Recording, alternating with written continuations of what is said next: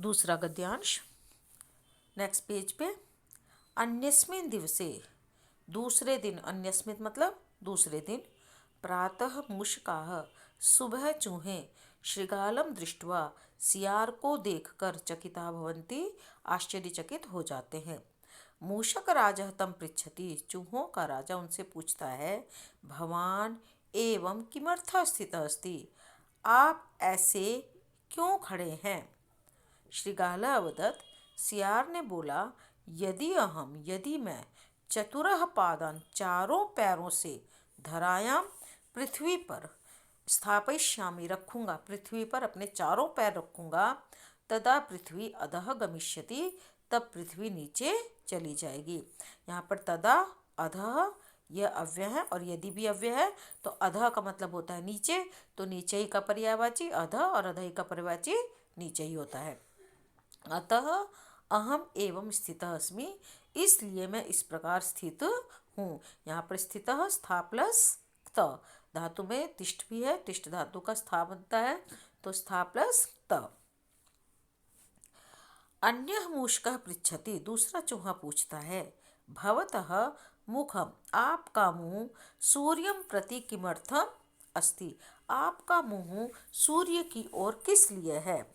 मुखम च किमर्थम उद्घाटितम, और आपने अपने मुख को किस लिए खोल रखा है। श्रृगालः वदति, सियार कहता है, सूर्यं पूजयितुम, सूर्य की पूजा करने के लिए, पूज प्लस तुमुन।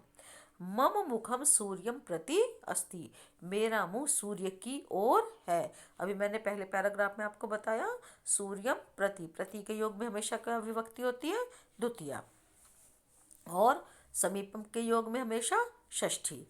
वायुम च भक्षयितुम, और वायु को खाने के लिए, भक्ष प्लस तुमुन। उद्घाटितम अस्ति, खुला हुआ है। वायु एव मम भोजनम अस्ति, वायु ही मेरा भोजन है।